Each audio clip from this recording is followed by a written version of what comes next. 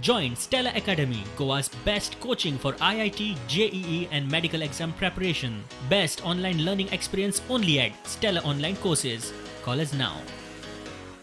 देखिए, मैंने आपको जैसे पहले बताया कि ये निर्णय भारत सरकार के द्वारा लिया जाना है। एक सम्मिलित निर्णय होगा जो भारत सरकार लेगी। जो हमारे पास इंडिकेशन अवेलेबल है, हमको कहा गया है कि हम रेडीनेस में रहें, तो हम ये मान के चलते हैं कि अगर कभी भी फ्लाइट्स, डोमेस्टिक फ्लाइट्स शुरू होने के अगर अनाउंसमेंट होता है तो गोवा एयरपोर्ट उन फ्लाइट्स को अकोमोडेट करने में समर्थ है। उसमें ऐसा कोई दिक्कत हमारे सामने नहीं है।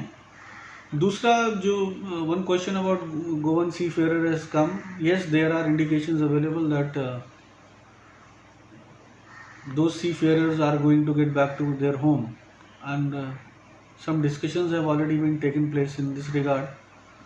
If they are coming by the chartered flight or by any other flight through Vande mission or whatever is being decided. So how to receive them, how to check them, how their baggages will be handled, how will be passing the immigration, coming to the custom. But one thing is for certain that as per the instructions, they will have to go for their regular testing. It will not be limited to thermal screening only. Their swabs and other things will be taken. We have received a request from Director Health Services to put four such kiosks at the airport.